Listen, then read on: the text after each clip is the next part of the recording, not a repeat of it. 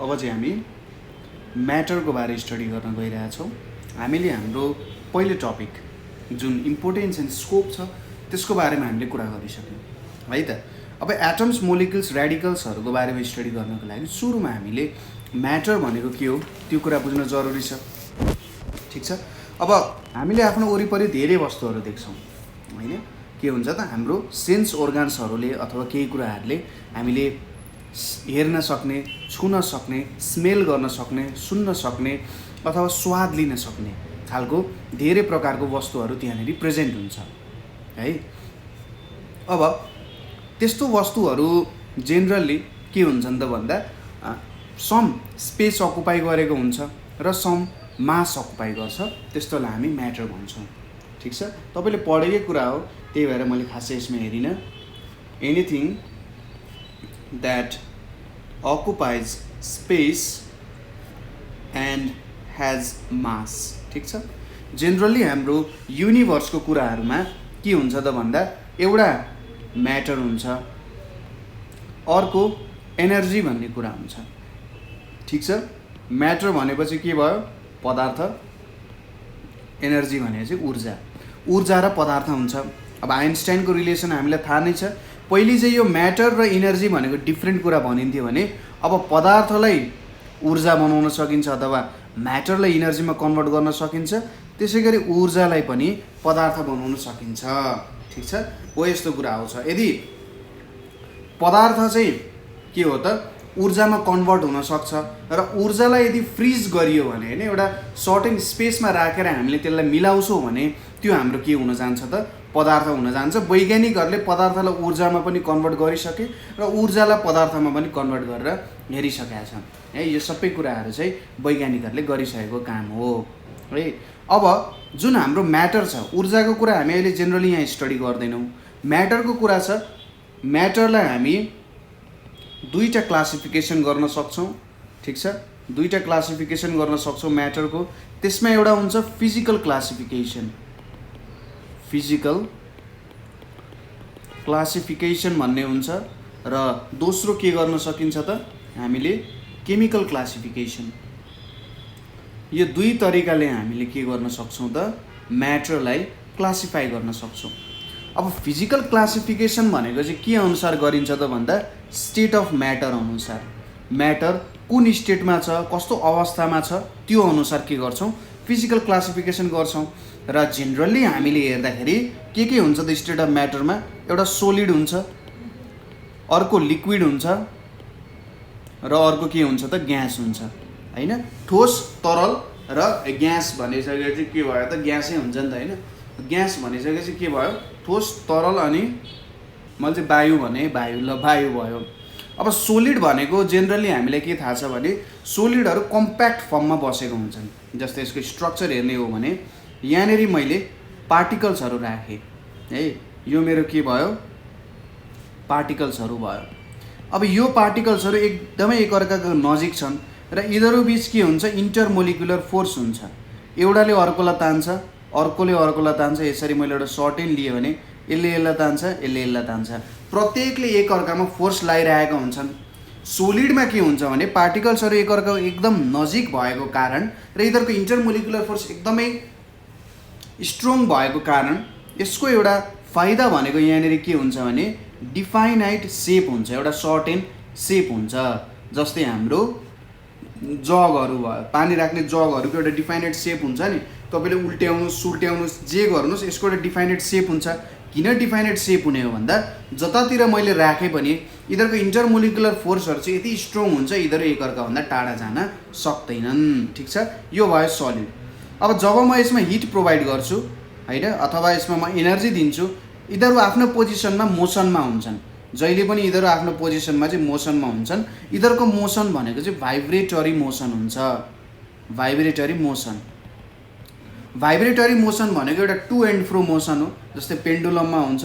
यो मेरो पेन्डुलम भयो भने एक समयमा यो पोजिसनमा पुग्छ, अर्को समयमा यो यतापट्टिको अर्को पोजिसनमा पुग्छ।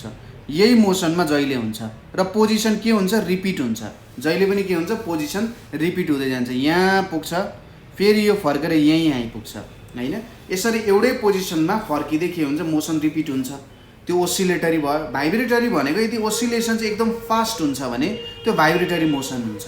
अब यहाँनिर भाइब्रेटरी मोसन हुन्छ पार्टिकलहरूमा एकदमै फास्ट यिनीहरू के हुन्छन् भाइब्रेट भइरहन्छन् र ओसिलेसन भइरहन्छन्। जब म यसमा एनर्जी दिन्छु, इनर्जी दिँदाखेरि के हुन्छ, मैले मेटाइदिन्छु है त यतापट्टिको थोरै पार्टिकलहरू 4 वटामा देखाउँछु है। भाइब्रेटरी हुँदा यिनीहरू के हुन जान्छन् भने अब यहाँको पार्टिकलहरू एक अर्काभन्दा टाढा यसरी भाइब्रेट हुन्छन्। हेर्नुहोस् है त, यो यसरी भाइब्रेट हुन थाल्छन्। पहिले यतिको भाइब्रेट हुन्थ्यो भने अब यतिको भाइब्रेट हुन्छ। ठिक छ, भनेपछि यिनीहरू टाढा टाढा गइरहेका छन्। यो मात्रै होइन, यहाँको मोलिक्युल्सहरू पनि यसरी नै भाइब्रेट भइरहन्छन्। टाढा टाढा भाइब्रेसन चाहिँ यिनीहरूको भइ नै रहेको हुन्छ। जब यसरी टाढा टाढा भाइब्रेट हुन थाल्छन्, पहिलो कुरा त यिनीहरू बिचको डिस्टेन्स पनि बढ्न गयो होइन, यिनीहरू बिचको डिस्टेन्स पनि बढ्न गयो र यिनीहरू बिचको फोर्स पनि के हुने भयो त घट्ने भयो। ठिक छ, यिनीहरूले एक अर्कालाई लाउने फोर्स पनि घट्ने भयो। यो कारण के हुन्छ त भन्दा यिनीहरूले एक अर्कालाई छोडेर त जाँदैनन्। ठिक छ, यिनीहरूले एक अर्कालाई छोडेर जाँदैनन् तर एक अर्काको कुरा पनि मान्दैनन् है। जस्तै यो कारणले चाहिँ के आउँछ यसको आउटकम भन्दा सेप डिफाइनेट हुने भएन। ठिक छ, के हुने भएन, सेप चाहिँ डिफाइनेट सेप त्यहाँनिर आउने भएन है। यिनीहरू जतातिर पनि जान सक्ने भयो, जस्ट यिनीहरूले एक अर्कालाई छोड्ने भएनन्। त्यसैले लिक्विडको के हुन्छ, हाम्रो लिक्विडको केस भन्दाखेरि मैले मेटाइदिएँ यतापट्टि, लिक्विडको नो डेफाइनेट सेप, डेफाइनेट सेप हुँदैन बट डेफाइनेट भोल्युम चाहिँ हुन्छ।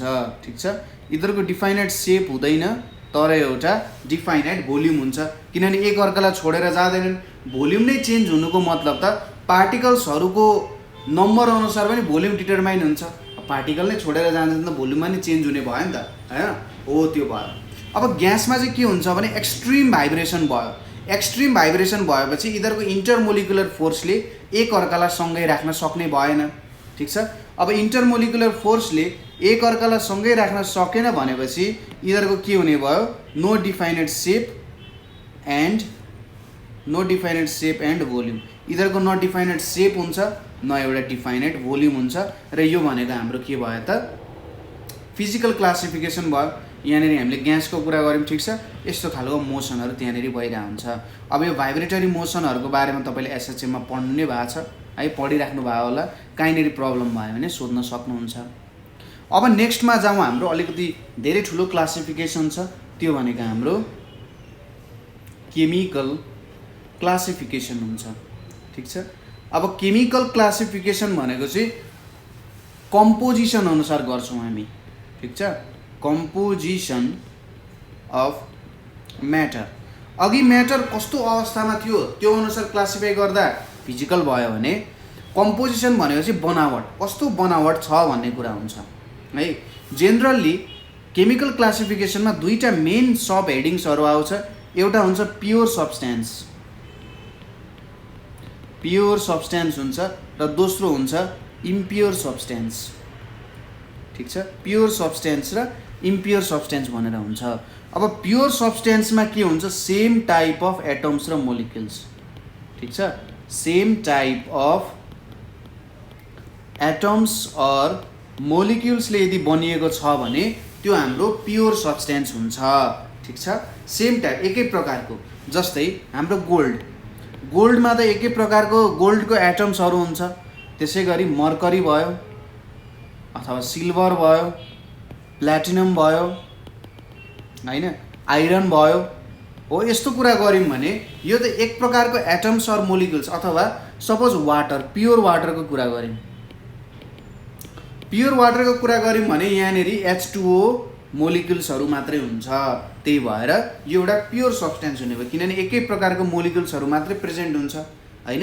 यो हाम्रो प्योर सब्सटेन्स भयो, एकै प्रकारको एटम्स अर मोलिक्युल्स त्यहाँनिर प्रेजेन्ट छ भने। दोस्रोमा छ हाम्रो इम्प्योर सब्सटेन्स। इम्प्योर सब्सटेन्समा त तपाईँले बुझिहाल्नुभयो, different types of atoms or molecules यदि एकै ठाउँमा बसेर मिक्स भएको छ भने त्यस्तोलाई हामी के भन्छौँ त, इम्प्योर सब्सटेन्स भनेर भन्छौँ। ठिक छ, different types of atoms or molecules त्यहाँनिर प्रेजेन्ट छ भने। जस्तै यसलाई चाहिँ हामीले अर्को शब्दमा के पनि भन्छौँ भन्दाखेरि मिक्सचर भनेर पनि भन्छौँ। ठिक छ, गोलन के गोल भन्छ नि होइन। मिक्सचर भनेको के हुन्छ, जस्तै प्योर वाटर एउटा प्योर सब्सटेन्स हुने हो भने वाटर प्लस साल्ट, यसमा त दुई प्रकारको डिफ्रेन्ट प्रकारको के छ मोलिक्युल्सहरू प्रेजेन्ट छ, त्यही भएर एउटा इम्प्योर सब्सटेन्स हुने भयो। त्यसै गरी ओइल प्लस वाटर पनि हुने भयो, त्यसै गरी डस्ट प्लस एयर हुने भयो, यो पनि एउटा मिक्सरै हो, किनभने डस्ट र एयर त एउटै सब्सटेन्स होइन, डिफ्रेन्ट टाइप अफ सब्सटेन्स हो जुन एउटै ठाउँमा प्रेजेन्ट छ, यो भनेको हाम्रो के भयो मिक्सर हुने भयो। अब मिक्सर दुई प्रकारको हुन्छ, एउटा हुन्छ होमोजेनियस हुन्छ, अर्को प्रकारको हुन्छ हेटेरोजेनियस मिक्सर। होमोजेनियस र हेटेरोजेनियस मिक्सर दुई प्रकारको मिक्सर हुन्छ। अब होमोजेनियस मिक्सर भनेको जे होस् हाम्रो नेकेड आईले चाहिँ त्यहाँनिर देख्न सकिँदैन। जस्तै होमोजेनियस मिक्सरको कुरा गर्दा साल्ट प्लस वाटर, अब मैले पानीमा नुन घोलेँ भने के हुन्छ, त्यो नुन त नेकेड आँखाले देख्न छोड्छ नि केही समयपछि होइन, हो त्यो भनेको चाहिँ के भयो होमोजेनियस भयो। होमोजेनियसमा साल्ट चाहिँ वाटरमा इक्वली डिस्ट्रिब्युट भएको हुन्छ, त्यही भएर हामीले मजाले नुन घोल्यौँ भने पहिलो चम्चा नुन लिँदा पानी लिँदा जति नुनिलो हुन्छ दोस्रो चम्चा लिँदा पनि त्यति नै हुन्छ होइन, हो भयो। यसलाई चाहिँ हामी सोलुसन भनेर पनि भन्छौँ, ठिक छ, जहाँ हाम्रो साल्ट भनेको सोल्भेन्ट हो, सोल्युट हो, र वाटर भनेको के हो सोल्भेन्ट हो है। सोल्युट भनेको जुन सोल्भेन्टमा डुब्छ होइन, जे डुब्छ त्यसलाई सोल्युट भनिन्छ, जेले डुबाउँछ त्यसलाई सोल्भेन्ट भनिन्छ। हेटेरोजेनियस मिक्सर भनेको चाहिँ जे होस् नेकेड आईले देख्न सकिन्छ, जस्तै यसको इक्जाम्पल भनेको मड प्लस वाटर हुने भयो, त्यसै गरी ओइल प्लस वाटर हुने भयो। यहाँनिर पार्टिकल्सहरू चाहिँ इक्वली डिस्ट्रिब्युट हुँदैन। अब इक्वली डिस्ट्रिब्युट नभइसकेपछि है, इक्वल डिस्ट्रिब्युसन नभइसकेपछि हामीले के भन्नुपर्ने हुन्छ त, यहाँनिर त नेकेड आईले पनि देखिन्छ, इक्वली डिस्ट्रिब्युट पनि भएको छैन भनेपछि यो एउटा हेटेरोजेनियस हुने भयो, ठिक छ, हेटेरोजेनियस मिक्सर। यसपछि हामी अब प्योर सब्सटेन्सको क्लासिफिकेसनमा जान्छौँ। प्योर सब्सटेन्सको क्लासिफाई गर्दाखेरि है त, प्योर सब्सटेन्सको क्लासिफाई गर्दाखेरि हामी यसलाई दुईवटा क्लासिफिकेसन गर्न सक्छौँ, एउटा हुन्छ इलिमेन्ट्स र अर्को हुन्छ कम्पाउन्ड्स, ठिक छ। हामी दुई तरिकाले यसलाई क्लासिफाई गर्न सक्छौँ, इलिमेन्ट्स र कम्पाउन्ड्स भनेर। अब हेर्नुहोस् है त, सुरुमा हामी इलिमेन्ट्सको बारेमा हेरौँ, ठिक छ। इलिमेन्ट्सको बारेमा हेर्दा इलिमेन्ट्स भनेपछि हामीले के बुझ्नु पर्यो भने इलिमेन्ट्स भनेको made up of same type of atoms. यदि सेम टाइप अफ एटम्सले बनेको छ भने त्यसलाई हामी के भन्छौँ इलिमेन्ट्स भनेर भन्छौँ, ठिक छ। यो कुराहरू बुझ्यो। इलिमेन्ट्स भनेको के हो, यसको एउटा डिफाइनाइट के हुन्छ फिजिकल एन्ड केमिकल प्रपर्टी हुन्छ, definite physical and chemical property हुन्छ होइन। किनभने मैले अमेरिकाको गोल्डको ढिका लिम अथवा नेपालबाट आएको गोल्डको ढिका लिम, तिनीहरूको के हुन्छ सेम प्रपर्टी हुन्छ, किनभने त्यसमा सबैमा सेम प्रकारको गोल्डको इलिमेन्टै प्रेजेन्ट हुन्छ। त्यसपछि अर्को एउटा यसको इम्पोर्टेन्ट प्रपर्टी भनेको के छ भने cannot be broken down into simpler substances. Okay, यो प्रपर्टी लेख्न सकिन्छ। यसको मतलब यो होइन कि यसलाई ब्रेकडाउन गर्न सकिँदैन है।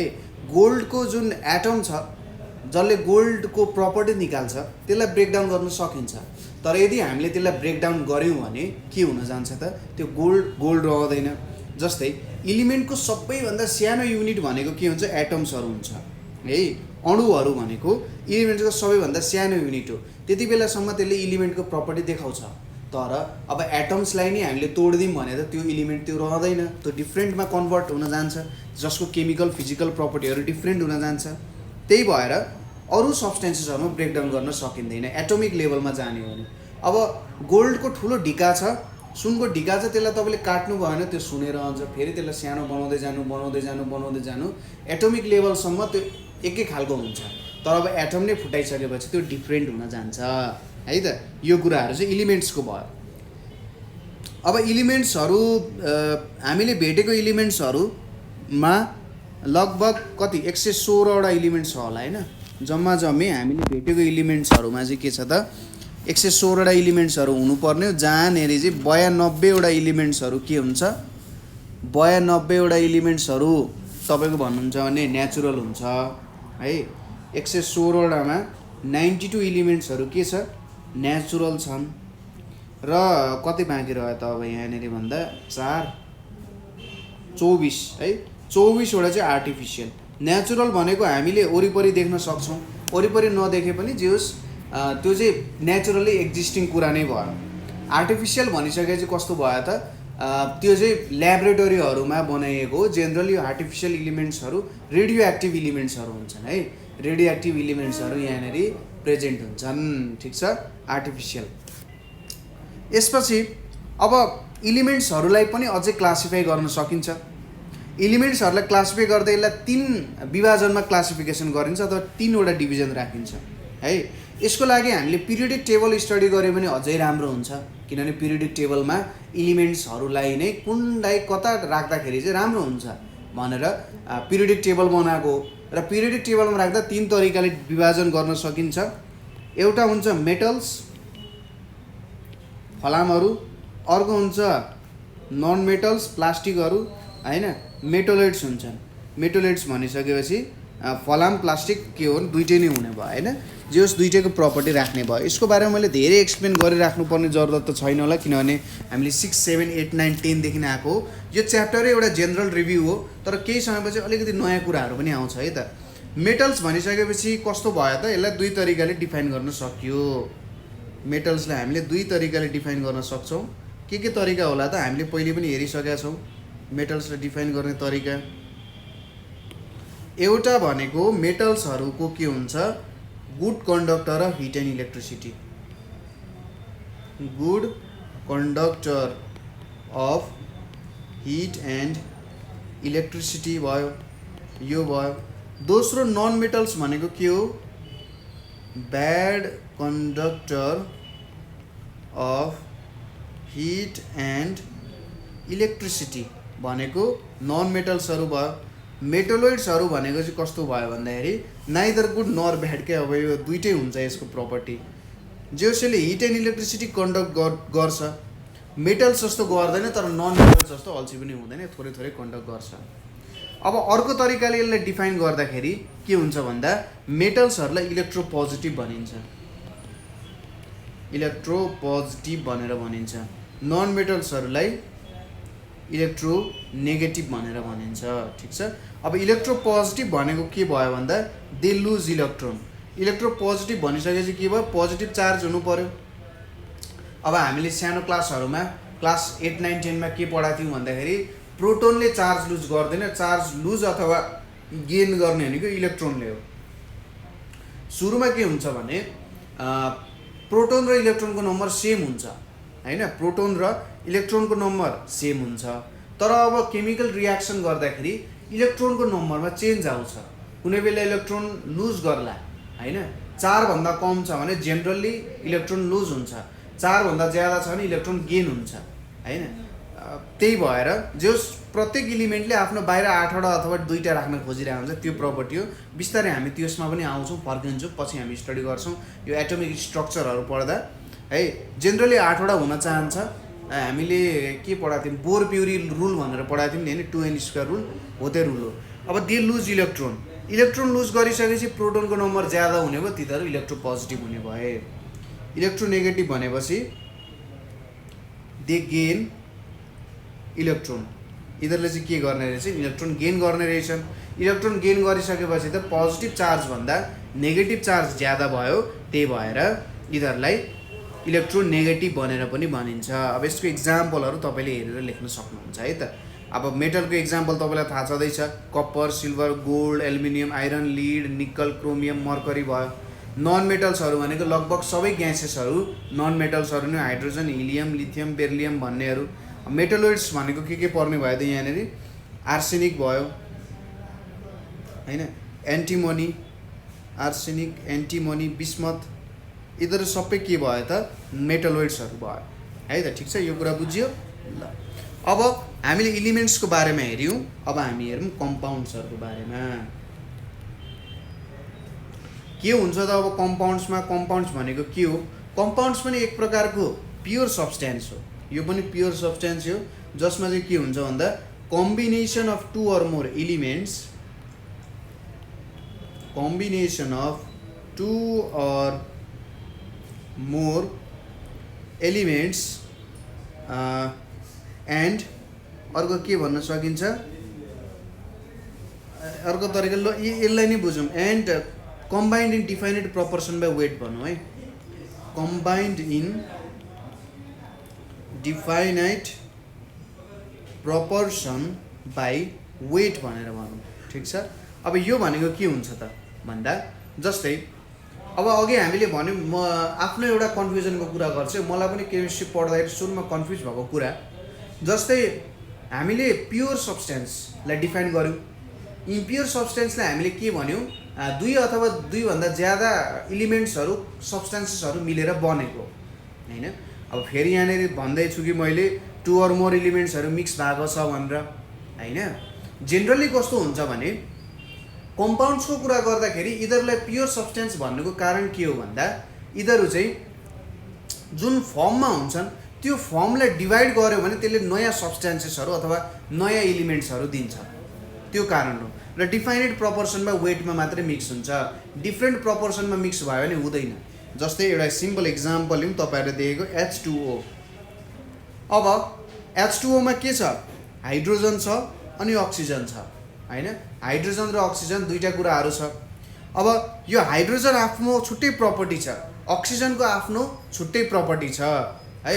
हाइड्रोजनको छुट्टै प्रपर्टी छ, अक्सिजनको छुट्टै प्रपर्टी छ, तर यिनीहरू दुईटालाई मिक्स गर्दाखेरि फाइनली के आउन गयो, वाटर आउन गयो। हाइड्रोजन पनि ग्यासै हो, अक्सिजन पनि के हो, ग्यास नै हो। यिनीहरूले एउटा नयाँ सब्स्टेन्स दिने भयो। अब यो वाटरको जे प्रपर्टी छ अथवा H2O को जे प्रपर्टी छ, मैले यो H2O लाई डिभाइड गरेँ भने हाइड्रोजन र अक्सिजनको भन्दा छुट्टै नै प्रपर्टी हुन्छ। अब हाइड्रोजन हाइड्रोजन रहेन, अक्सिजन अक्सिजन रहेन, यिनीहरू चाहिँ मिक्स भएर एउटा नयाँ कुरा यिनीहरूले दिन गए है त। अब मैले यिनीहरूलाई नै डिभाइड गर्न गयो भने हाइड्रोजन छुट्टै आउने भयो, अक्सिजन के हुने भयो, त्यो छुट्टै आउने भयो। अब इम्प्योर सब्स्टेन्समा के हुन्छ भने तिनीहरूलाई मैले छुट्याउन सक्छु के, तिनीहरूलाई छुट्याउन सकिन्छ। जस्तै तपाईँले पानी पिउनुभयो, पानीको एउटा छुट्टै स्वाद छ। नुन चाट्नुभयो, नुन चाट्दाखेरि नुनको छुट्टै स्वाद छ, तर नुन पानी खानुभयो भने पानीको पनि स्वाद हुन्छ, नुनको पनि स्वाद हुन्छ त्यहाँनिर होइन। त्यो छुट्याउन सकिन्छ क्या। त्यो कम्पाउन्ड यदि हामीले छुट्याउँदाखेरि तिनीहरू सजिलैसँग त्यसरी सेपरेट हुन सक्छन् भने जेनरली तिनीहरू मिक्सचर भयो भनेर भन्न सकिन्छ। हामीले तिनीहरूलाई हामीले छुट्याउन सकिन्छ त्यहाँ हेरेर है त। तपाईँले यो कुरालाई बिस्तारै बुझ्दै जानुले यो कुराले धेरै स्टुडेन्टलाई कन्फ्युजन बनाएको हुन्छ। कसरी भन्दा म आफू पनि एउटा स्टुडेन्ट हुँदा म आफू पनि यो कुरामा कन्फ्युज हुन्थेँ है, कसरी चाहिँ हुन्छ, कसरी मिक्सचर भयो, यो कसरी एउटा प्योर सब्स्टेन्स हुन गयो भन्ने कुराहरूले थोरै कन्फ्युजनहरू गरिरहेको हुन्छ। तर के कन्फ्युज नहुनु भन्दाखेरि जब मैले कम्पाउन्ड बनाउँदाखेरि दुईवटा अथवा दुईवटाभन्दा ज्यादा एलिमेन्ट्सहरू जोड्छु त्यो छुट्टै नै प्रपर्टी भएर निक्लिन्छ, त्यसको के हुन्छ, छुट्टै नै प्रपर्टी हुन्छ। तर जब म इम्प्योर सब्स्टेन्स बनाउँछु त्यहाँनिर तिनीहरूको छुट्टा छुट्टै प्रपर्टी हुँदैन। ठिक छ। तिनीहरूको one property plus next property mix हुन्छ। पानी र तपाईँले नुन मिक्स गर्दाखेरि पानीको प्रपर्टी पनि त्यहाँनिर आउँछ, नुनको प्रपर्टी पनि त्यहाँनिर देखिन्छ। तर H2 र O2 मैले जोड्दाखेरि हाइड्रोजनको प्रपर्टी पनि देखिँदैन, अक्सिजनको प्रपर्टी पनि त्यहाँनिर तपाईँले देख्न सक्नु हुँदैन। ठिक छ। अब combined in fixed proportion by weight भनेको छ। जस्तै H2O बनाउँदा दुईवटा हाइड्रोजन चाहिने रहेछ, एउटा अक्सिजन चाहिने रहेछ। अब मैले होइन वाटर चाहिँ म अब तपाईँको भन्नुहुन्छ भने अक्सिजन दुईवटा हालेर बनाउँछु भन्नुभयो भने त H2O2 ठिक छ, यो पनि एउटा कम्पाउन्ड हो, हाइड्रोजन पेरोक्साइड भन्छ यसलाई। अब हाइड्रोजन पेरोक्साइडको प्रपर्टी र वाटरको प्रपर्टी मिल्न जाँदैन। ठिक छ। यसरी बनाउन सक्नु हुँदैन। त्यसैले एउटा फिक्स्ड प्रपोर्सनमा मिलाएर चाहिँ के गर्नु पर्यो, तिनीहरूलाई जोड्नु पर्ने हुन्छ, नभए त्यसको प्रपर्टीहरू देख्न सकिँदैन। ठिक छ। यो हुने भयो हाम्रो कम्पाउन्ड्सको कुरा है त। अब कम्पाउन्ड्सहरू दुई प्रकारको हुन्छ होइन।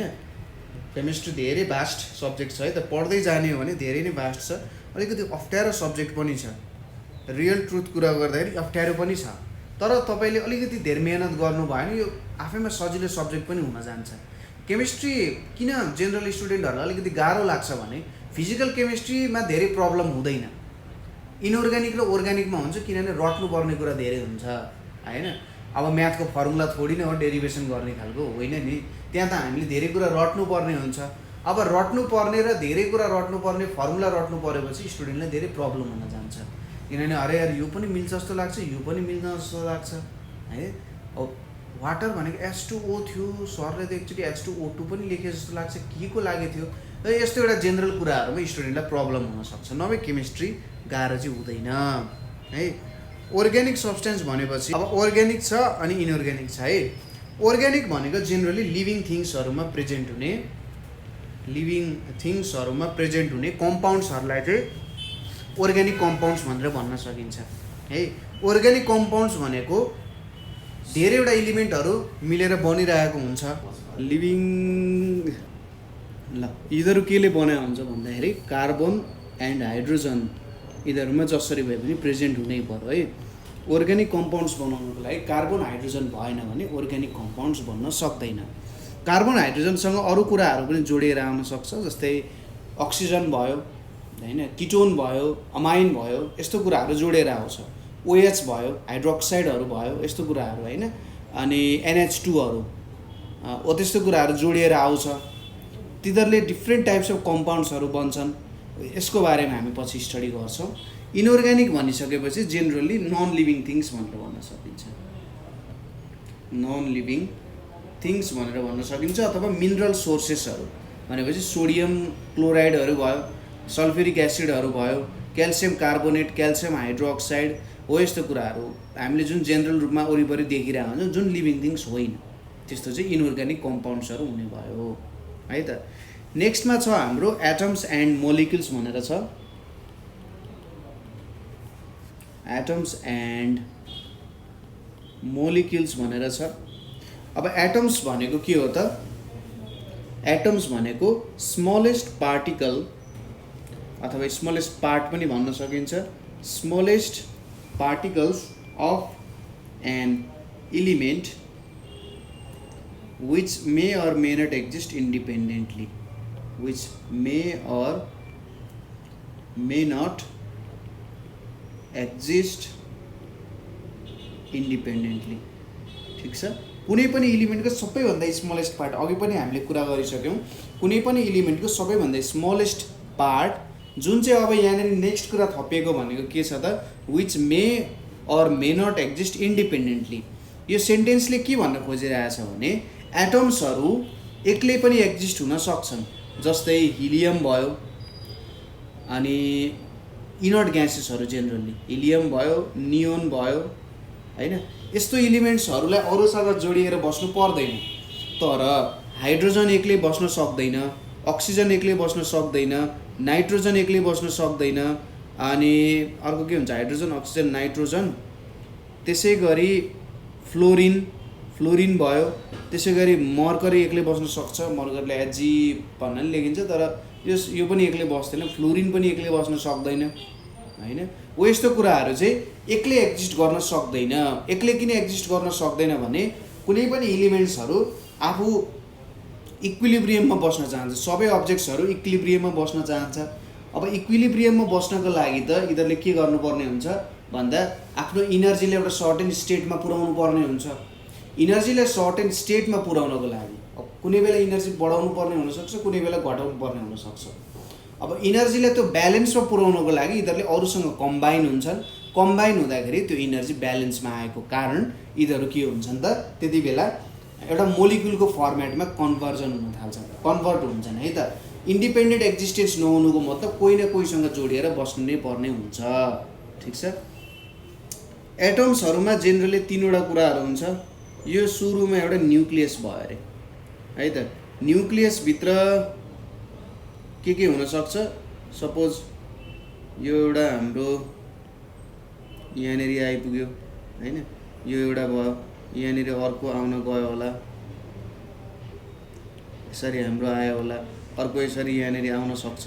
यो चाहिँ के हो त, हाम्रो न्युट्रोन्सहरू अरे, यसरी न्युट्रोन्सहरू यहाँनिर हुन सक्छन् है, यो न्युट्रोन्सहरू प्रेजेन्ट हुन्छन्। त्यसै गरी अरू के हुन्छ, प्रोटोनहरू पनि यहाँनिर नै प्रेजेन्ट हुन्छन्। ठिक छ, यहाँनिर प्रोटोन हुन्छ, अनि न्युट्रोनहरू हुन्छ र यो एज अ होल यसलाई के भनिन्छ न्युक्लियस भनेर भनिन्छ। न्युक्लियसमा के हुन्छ यो भयो हाम्रो न्युट्रोन। त्यसै गरी अर्को के छ यो हाम्रो के भयो प्रोटोन भयो, प्रोटोन न्युट्रोन भयो र यसको वरिपरि के घुमिरहेको हुन्छ, यसको वरिपरि तपाईँको घुमिरहेको हुन्छ इलेक्ट्रोन। यो इलेक्ट्रोन यसको वरिपरि घुमिरहेको हुन्छ लाइक सोलर सिस्टम। यो हाम्रो के हुने भयो इलेक्ट्रोन हुने भयो। र जेनरली एउटा एटम के हुन्छ इलेक्ट्रिकली न्युट्रल हुन्छ। इलेक्ट्रिकली न्युट्रल हुनको लागि के हुनुपर्छ पोजिटिभ र नेगेटिभ चार्जको नम्बर इक्वल हुनुपर्छ हैन। हाम्रो प्रोटोनले के दिन्छ, प्रोटोन भनेपछि हाम्रो पोजिटिभ चार्ज हो, इलेक्ट्रोन भनेपछि नेगेटिभ चार्ज हो, न्युट्रोनको नो चार्ज, यसमा केही पनि चार्ज हुँदैन। ठिक छ, यो भयो। अब इलेक्ट्रिकली न्युट्रल हुनको लागि के हुनुपर्छ त्यहाँनेरि केही चार्ज प्रेजेन्ट हुनु हुँदैन। अब केही पनि चार्ज प्रेजेन्ट नहुनको लागि के हुनु पर्यो प्रोटोन र इलेक्ट्रोनको नम्बर चाहिँ सुरुमा कुनै पनि एटममा सेम नै हुन्छ। ठिक छ, यो कुराहरू बुझ्यो है त। यो कुराहरू यहाँनेरि आउने भयो। अब यो इलेक्ट्रोनहरू भनेको तपाईँको यसरी सर्कुलर अर्बिटमा नि घुम्न सक्छन् अथवा यिनीहरूको अर्बिट चाहिँ यस्तो खालको इलिप्टिकल पनि हुनसक्छ है। एउटा सर्टेन इलिप्टिकल सेपमा पनि यिनीहरूको अर्बिट चाहिँ प्रेजेन्ट हुनसक्छ। यो यस्तो सेपमा पनि हाम्रो इलेक्ट्रोन चाहिँ यहाँनेरि घुमिरहेको हुनसक्छ। एउटा सर्कुलर हुनसक्छ अथवा इलिप्टिकल सेपमा पनि घुमिरहेको हुनसक्छ। एटोमिक स्ट्रक्चरमा हामी अझै यसको बारेमा डेप्थमा कन्सेप्ट हेर्छौँ। यो त हाम्रो क्लासिकल्ली भनेको मोडल भयो हैन। पछि क्वान्टम मेकानिक्स भन्ने कुरा आयो जसले चाहिँ यसलाई अझै इन डेप्थमा स्टडी गराउँछ है त, त्यसको बारे हामी हेर्छौँ है त। यो भयो हाम्रो एटम्सको कुराहरू। अब न्युक्लियसको पार्टिकल्सहरूलाई न्युक्लियोन्स पनि भनिन्छ है। न्युक्लियन्सको पार्टिकललाई न्युक्लियोन्स भनेर पनि भनिन्छ। न्युक्लियोन्स भनेको चाहिँ प्रोटोन र न्युट्रोन। प्रोटोन पनि एउटा न्युक्लियन हो, न्युट्रोन पनि एउटा न्युक्लियन हो। ठिक छ, न्युक्लियसभित्र भएको कुरालाई न्युक्लियोन्स भनेर भनिन्छ है त, एउटा जेनरल नाम जस्तो भयो। ठिक छ, किनभने न्युक्लियसभित्र जहिले न्युट्रोन हुन्छ भन्ने छैन। जस्तै हाइड्रोजनमा न्युट्रोन हुँदैन, एउटा प्रोटोन मात्रै प्रेजेन्ट हुन्छ है त। यति कुराहरू बुझ्यौँ ल। अब कुनै पनि दुईवटा एटम्सहरू, सपोज यो एउटा हाइड्रोजन एटम भयो, यो एउटा हाइड्रोजन भयो, यिनीहरूको सेम हुन्छन्। सबै तरिकाले के हुन्छ यिनीहरू सेम नै हुन जान्छन्। ठिक छ, त्यसपछि आउँछ पालो मोलिक्युल्सहरूको। मोलिक्युल्सहरू भनेको चाहिँ के हो भन्दा smallest part of an element or compound of an element or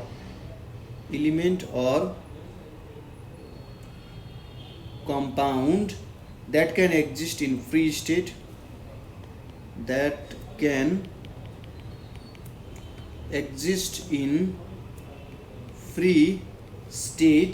and possess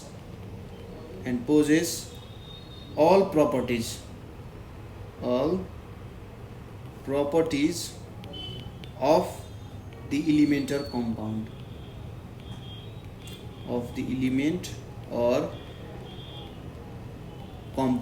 यो चाहिँ हाम्रो के भयो त मोलिक्युल हुन गयो। कुनै पनि मोलिक्युलले के गर्दो रहेछ यो फ्री स्टेटमा एक्जिस्ट हुन सक्दो रहेछ र यसले चाहिँ सबै प्रपर्टिज अफ इलिमेन्ट अर कम्पाउन्डहरू आफूसँग राख्न सक्दो रहेछ। जस्तै सबैभन्दा स्मलेस्ट पार्ट भयो यो। जस्तै एच मात्रै लेख्यो भने यो एउटा एटम हुन्छ, H2 भनेर लेख्यो भने यो एउटा मोलिक्युल हुन जान्छ है त। के हुन जान्छ मोलिक्युल हुन जान्छ, किनभने यसको एउटा इन्डिपेन्डेन्ट एक्जिस्ट हुन सक्छ। H2 एक्जिस्ट गर्न सक्छ तर H मात्रै सिङ्गल रूपमा एक्जिस्ट गर्न सक्दैन। यो एउटा के भयो मोलिक्युल भयो। यहाँनिर सेम प्रकारको इलिमेन्ट्सहरू अथवा सेम प्रकारको एटम्सहरूलाई मैले जोडेर मोलिक्युल बनाएको छु, त्यही भएर यो इलिमेन्टको पनि पार्ट हुने भयो। त्यसै गरी मैले H2O लिए भने यो एउटा मोलिक्युल हो। ठिक छ, यहाँनिर दुईवटा हाइड्रोजन छ, एउटा अक्सिजन छ। अब यहाँनिर त यो एउटा मात्रै इलिमेन्ट प्रेजेन्ट छैन, यहाँनिर दुईवटा इलिमेन्ट प्रेजेन्ट छ, एउटा हाइड्रोजन छ, एउटा अक्सिजन छ, त्यही भएर एउटा कम्पाउन्ड हुने भयो। त्यसैले मोलिक्युल चाहिँ smallest part of an element or compound भनेर भन्न सकिन्छ र यसको सबैभन्दा ठुलो प्रपर्टी भनेको फ्री स्टेटमा एक्जिस्ट गर्न सक्छ। ठिक छ, यति कुराहरू बुझ्यो। नेक्स्ट अब टाइप्स अफ मोलिक्युल्सहरू छ। टाइप्स अफ मोलिक्युल्सहरूमा पहिलो छ हाम्रो होमो एटोमिक मोलिकुल्स भनेर छ। होमो एटोमिक भनेको कस्तोलाई भनिन्छ त भन्दा same type of atoms present छन् भने, same type of atoms present छन् भने होमो एटोमिक भनिन्छ। ठिक छ। यिनीहरू चाहिँ डाइएटोमिक पनि हुनसक्छ, पोलिएटोमिक पनि हुनसक्छ है। डाइएटोमिक पनि हुनसक्छ, पोलिएटोमिक पनि हुनसक्छ। अब मोनोएटोमिक भनेपछि एउटै मात्रै एटम प्रेजेन्ट भएको है त। होमो एटोमिक भनिसकेपछि हामीले सेम टाइप अफ एटम्स भन्यौँ। यसमा पनि अझै डिभिजन गर्ने हो भने मोनो एटोमिक, डाइएटोमिक र पोलिएटोमिक। मोनो एटोमिक भनेपछि जस्तै हिलियम एउटा मोनो एटोमिक भयो, एउटा मात्रै छ। डाइएटोमिक भने चाहिँ हाइड्रोजन H2 हुने भयो। अब अरू इलिमेन्ट्सहरू के हुन सक्छन्, 3-4वटा जोडिएको हुन सक्छन्। ठिक छ, 3-4वटा जोडिएको हुन सक्छन्। जस्तै फोस्फोरसको पिफो हुन्छ, सल्फरको S8 हुन्छ, ओजोनको O3 हुन्छ। यसरी मोनो भने चाहिँ एउटा मात्रै, हिलियम भयो, नियन भयो, आर्गन, यिनीहरू एक्लै पनि एक्जिस्ट गर्न सक्छन्। डाइएटोमिक हाइड्रोजनको मोलिक्युल O2 भयो, N2 भयो, यिनीहरू डाइएटोमिक भयो र यिनीहरू पोलिएटोमिक भयो। यहाँनिर हेर्नुहोस् त, एउटा मात्रै एटम छ, सेम टाइप अफ एटम्सले होमो एटोमिक मोलिक्युल भयो। यहाँनिर हाइड्रोजन, अक्सिजन, नाइट्रोजन, तर हाइड्रोजनमा 2टा हाइड्रोजन एटम, अक्सिजनमा 2टा अक्सिजन एटम, नाइट्रोजनमा 2टा नाइट्रोजनको एटम छ। त्यही भएर सेम टाइप अफ एटम्स हुने भयो यहाँ। त्यसै गरी फोस्फोरस, सल्फर र अक्सिजनमा पनि के छ त, यो पोलिएटोमिक भयो तर सेम टाइप अफ एटम्स भएको कारण यिनीहरू चाहिँ होमो एटोमिक हुन गए। ठिक छ, कुरा बुझियो। दोस्रो छ हाम्रो हेटेरो एटोमिक भनिसकेपछि सिम्पल भाषामा बुझिहाल्यो। हेटेरो एटोमिक भनेको कम्बिनेसन अफ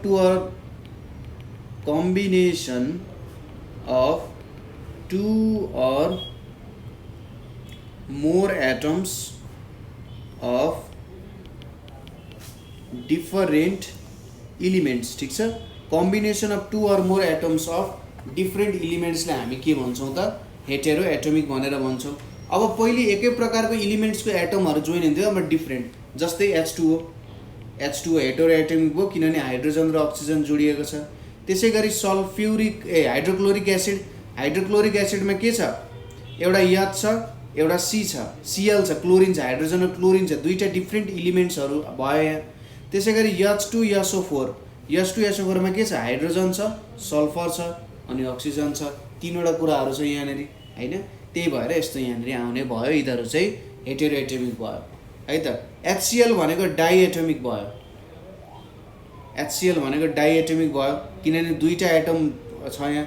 H2O भनेको ट्राइएटोमिक भयो, 3वटा छ। अब अरूलाई हामी पोलिएटोमिक भन्न सक्छौँ। 3टा भन्दा ज्यादा छ भने पोलिएटोमिक भनेर भन्न सकियो। ठिक छ, यति कुराहरू पनि हामीले बुझ्यौँ है त। ल, अब नेक्स्ट कुराहरू आउँछ हाम्रो, हामीले यो कुराहरू पनि हेऱ्यौँ, एटम्स र मोलिकुल्सहरूको कुराहरू पनि हेऱ्यौँ है।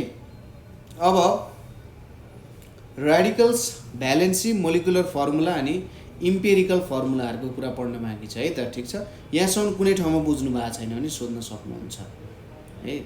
सुरुमा योभन्दा अगाडि हामीले सिम्बोल्सहरूको बारेमा त बुझाएको छ होला है।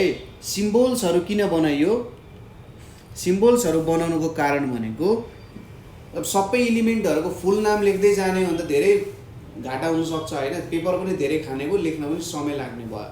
त्यसैले सिम्बोल्सहरू अथवा हामी चिन्ह भनौँ, चिन्हहरू किन बनाइयो भन्दा सजिलोसँग हामीले तिनीहरूलाई रिप्रेजेन्ट गर्न सकौँ भनेर चाहिँ सिम्बोल्सहरू डेभलप भएको हो।